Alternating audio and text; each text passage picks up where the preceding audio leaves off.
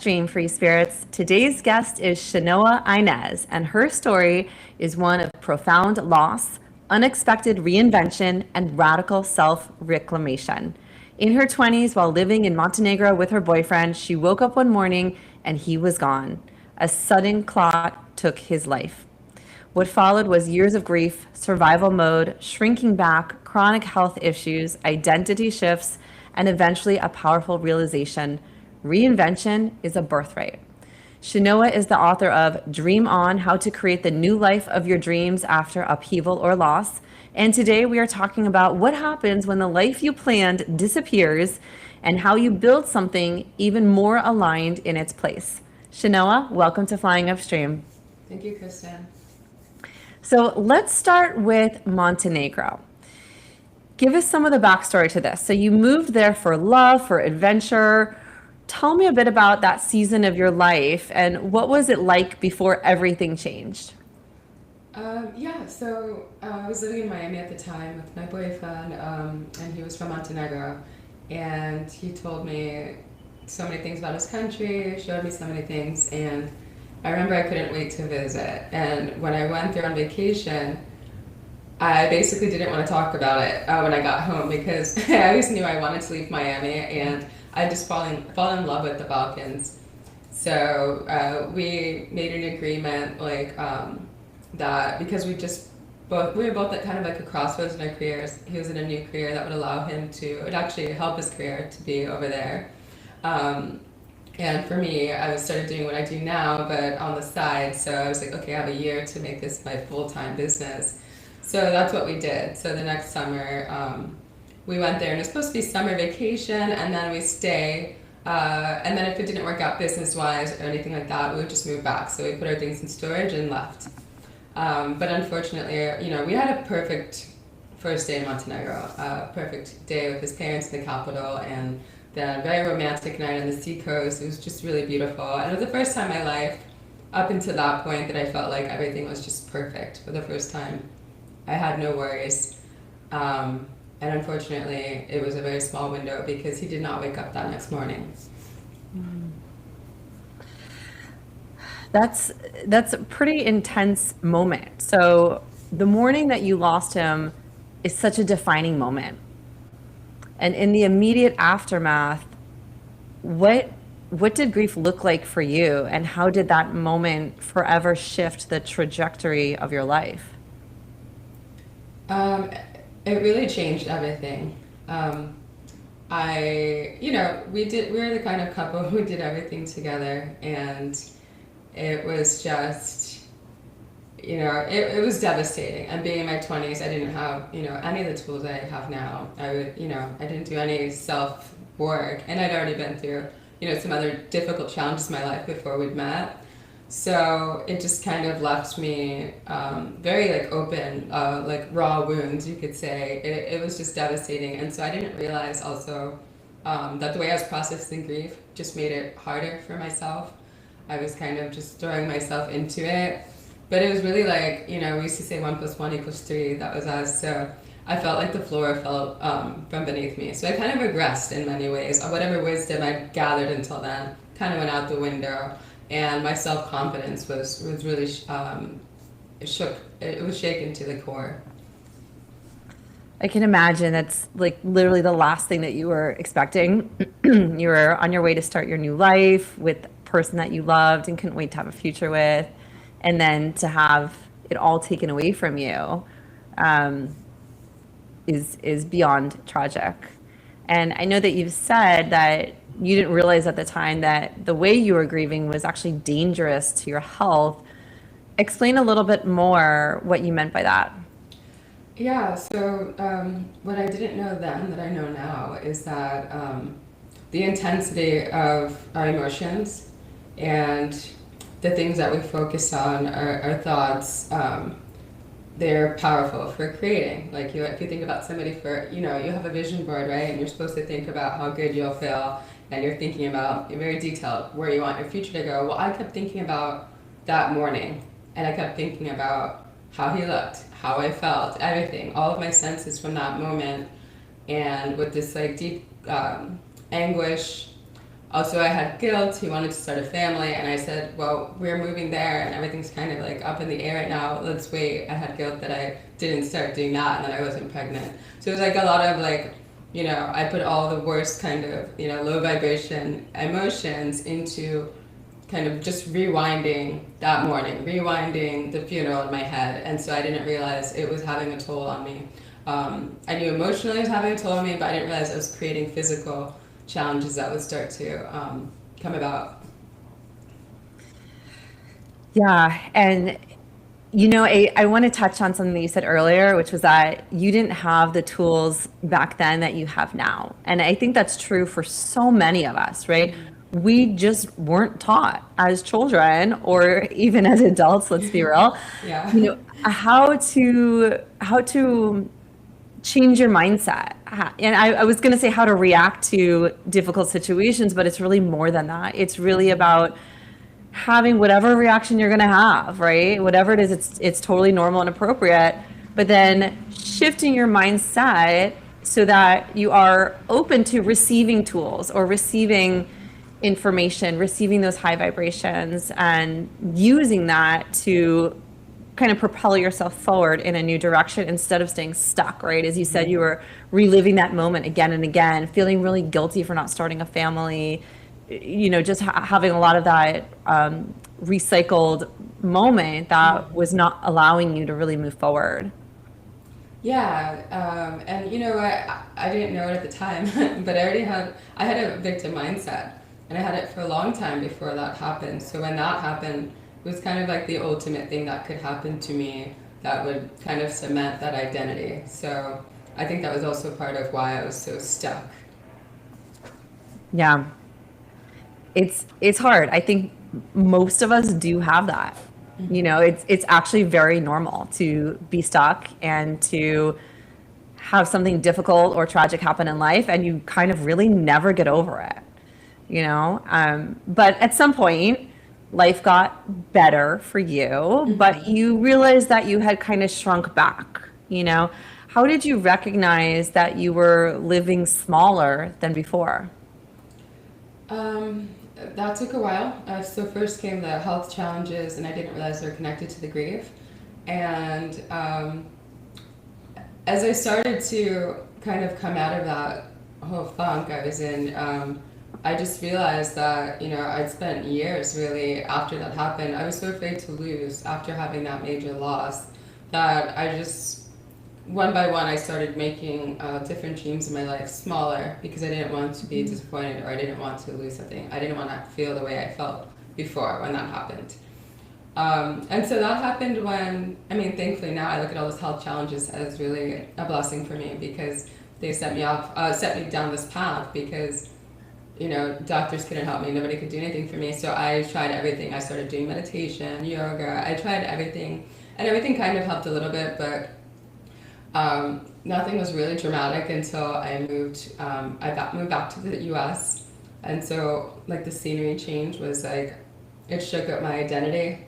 And then I started realizing a few years later that I was doing things in my life that didn't actually. I thought had self love down pat, but I was like, oh, if you have this friendship, if you allow people to have this dynamic with you, that's not actually self love. So when I started making those kind of really practical, real world changes with what I was allowing my life and how I was approaching my life, then things started changing, and I realized how much I'd shrunk back and how I just kind of, I shrunk away. And I guess it helps. I moved to LA. It's like a city of dreams. It really expanded my vision, and I saw like, whoa, where was I before in Miami? What were my dreams when I moved to Montenegro?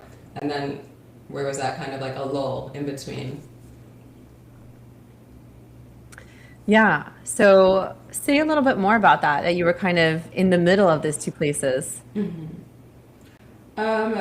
in the middle, that looked like, for one, I never worked more than I did. But, progress was really few and far between. I would get the occasional dream client, but any kind of issue you can think about, like mindset issue, I had it. So I was like, I became kind of a workaholic for a long time. but it's really funny. Like my results did not actually add up to it, and so I was escaping into work because it's something I could control, and something that it couldn't be taken away from me. You know, I just open my computer and I get to it.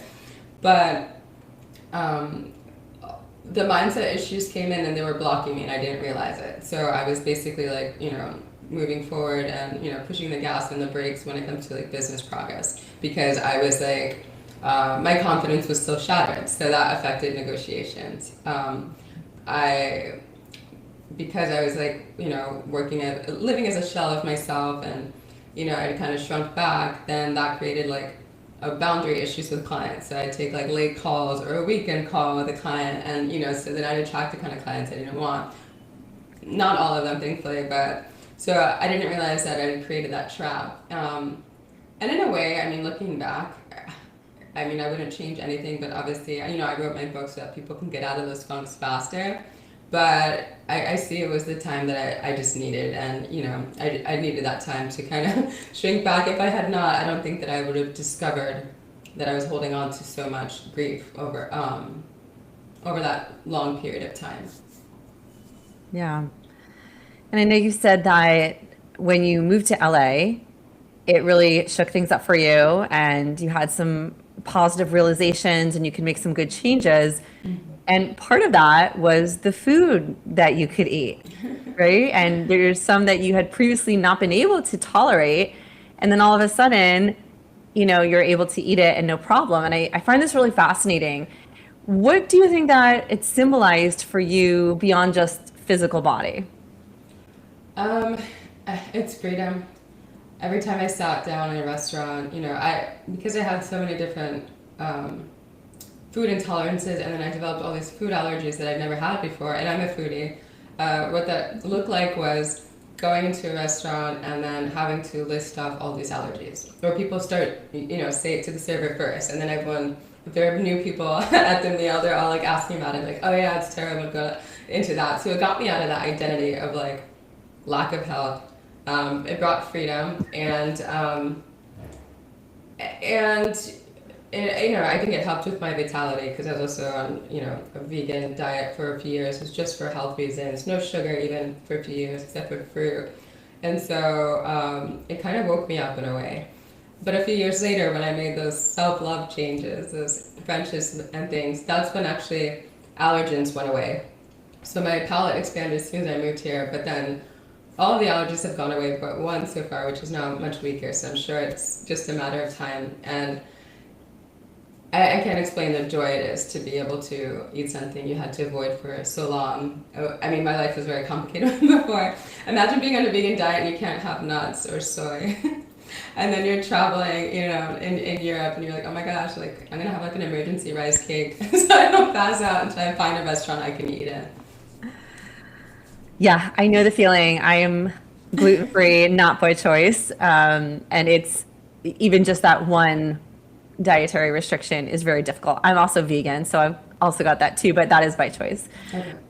But yeah, I feel you on that one. It's really difficult. And I think people who eat everything don't always realize the level of stress just sometimes in day-to-day life, right? Where either, yes, you can go out with friends, but then you're like that person, right? That has to list Right. all the things you can't eat, ask all the questions. Does it have this? Does it have that?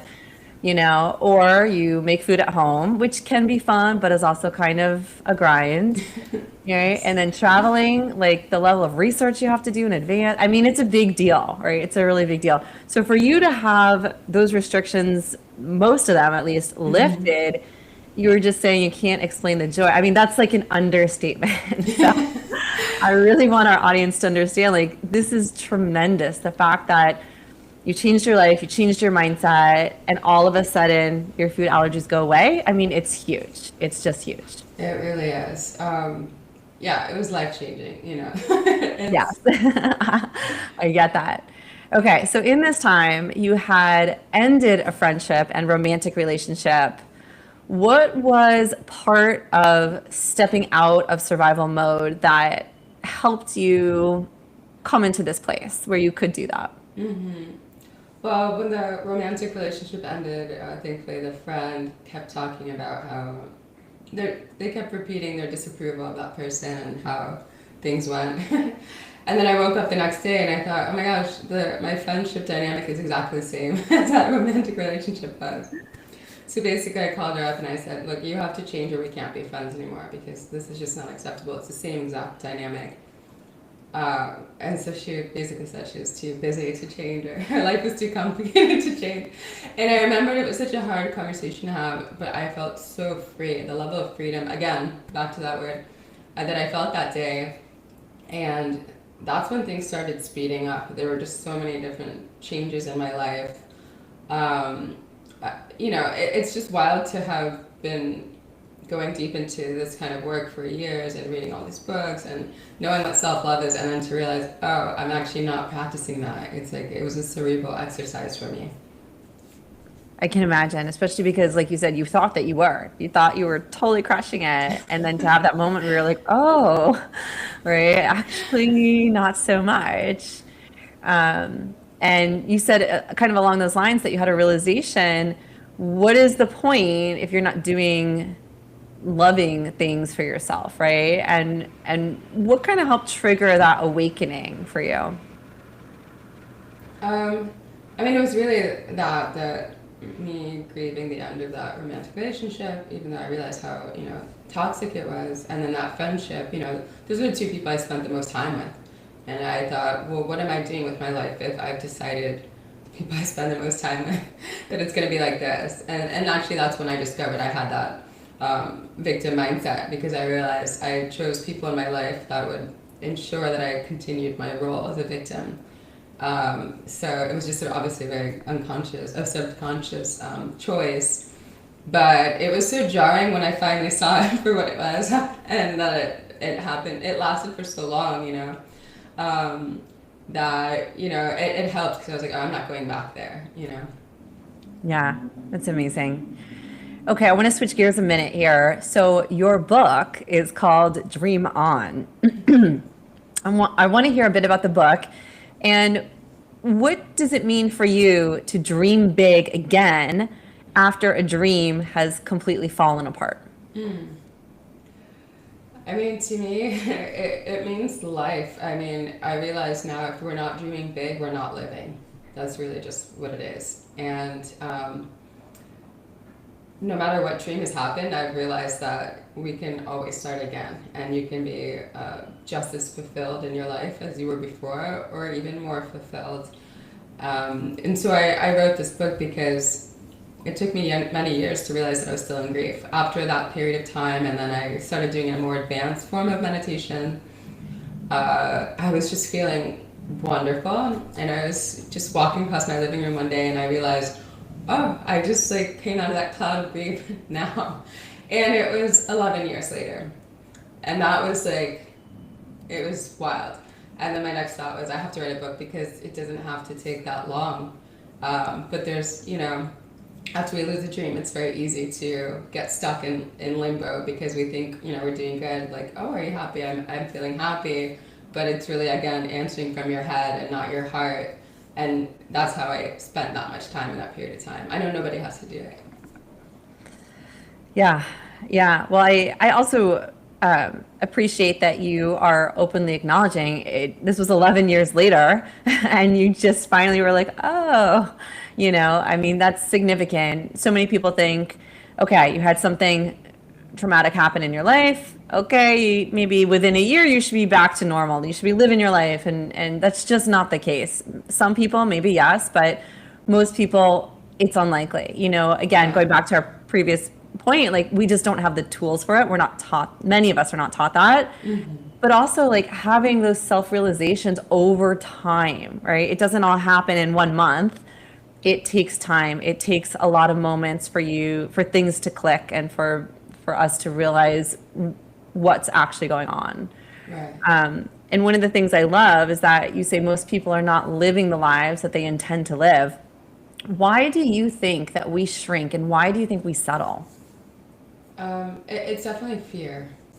Some people settle without anything bad happening, but other people, when they've achieve some dream that means so much to them, and then, the rug's pulled from beneath them. They just, they tell themselves that there's no way I can have something that means so much to me again. Like I did that and that felt impossible, and so I'm just gonna like, take things slowly, like, minimize my dreams so I can just basically not to be disappointed with themselves. If my dream is, this small, then I know I'm gonna achieve it, and that's fine. And also I know like nothing scary is gonna happen. I'm in a comfort zone and I can feel like I'm in control of the situation. Yeah. Yeah, I would echo that. Fear definitely runs our lives more than we like, for sure. Wow, Shanoa, you've been incredible, and we're winding down here. I've got a last question for you. Okay. If someone listening feels stuck in survival mode right now, maybe years after a loss or upheaval, what's the first courageous step they can take toward reinvention? Courageous, I would say, I don't know how courageous this is necessarily, but I would definitely recommend just going all in developing that relationship with yourself. Like getting really vigilant about not letting a single thought pass your mind that is not something that you would say to a friend or a family member, somebody that you care about.